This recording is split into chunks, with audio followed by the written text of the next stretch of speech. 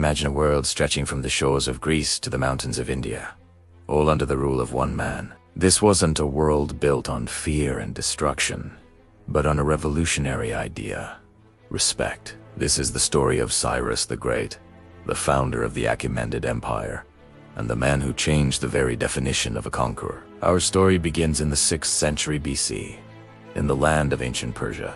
A young prince named Cyrus, grandson of the Median king, was born into a world of shifting alliances and simmering tensions. Legend tells of a dream, a prophecy that this child would one day rule all of Asia. Fearing this prediction, his grandfather ordered him to be left to die in the wilderness. But fate, as it often does, had other plans.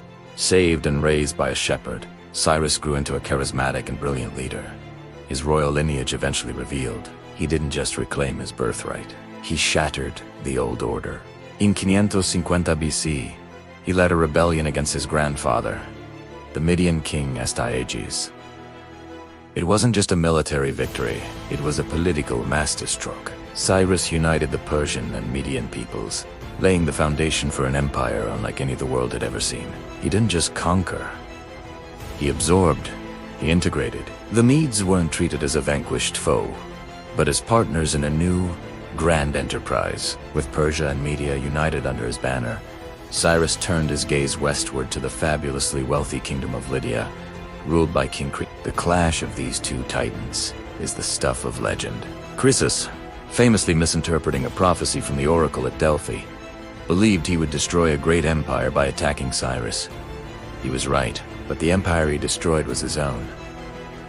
Cyrus's military genius was on full display. He used unconventional tactics, like deploying his camels to spook the Lydian cavalry horses, leading to a decisive victory at the Battle of Thymbra. The capital, Sardis, fell, and the vast wealth of Lydia flowed into the Persian treasury. But it's what Cyrus did next that truly set him apart. Instead of executing Croesus, as was the custom, Cyrus spared his life and made him a trusted advisor. This was unheard of. It was a sign that Cyrus's ambitions were not just about conquest, but about building something lasting, something stable. The greatest prize, however, was still to come.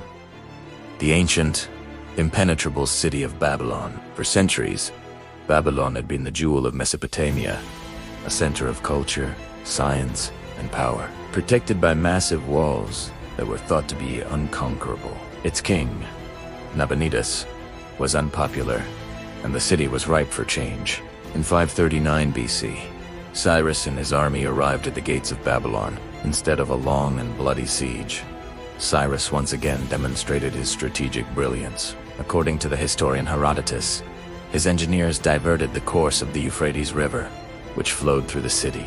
With the water level lowered, his troops could simply march under the river gates and into the heart of Babylon, taking the city almost without a fight. The people, weary of their own king, welcomed Cyrus as a liberator, not a conqueror. And this is where the story of Cyrus the Great transforms from a tale of military conquest into a lesson on humanity. Inside Babylon, Cyrus issued a decree that would echo through millennia. This declaration, inscribed on a small clay artifact known today as the Cyrus Cylinder, is considered by many to be the world's first charter of human rights. Let's talk about this incredible object. The Cyrus Cylinder isn't a list of abstract laws. It's a practical declaration of policy. On it, Cyrus proclaims freedom for all peoples within his new empire.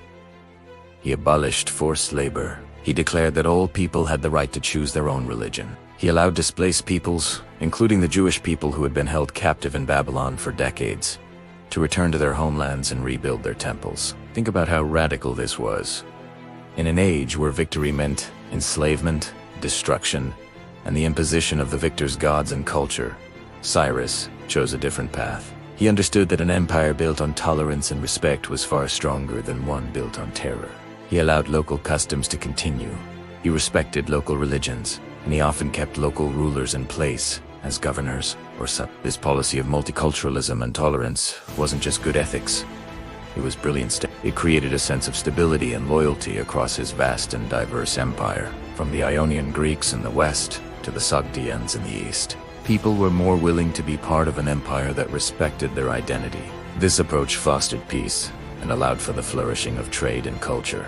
The famous Royal Road, a highway system that connected the empire, wasn't just for moving troops. It was a conduit for ideas, goods, and communication, all made possible by the underlying peace Cyrus had established. He established Pasargadi as his capital, a city that reflected his ideals. It wasn't a fortress bristling with defenses, but an open, garden-filled city, symbolizing a new era of Persian peace. His own tomb, a simple yet majestic structure that still stands today, bears an inscription that perfectly captures his spirit. It supposedly read, "O man, whoever you are and wherever you come from, for I know you will come.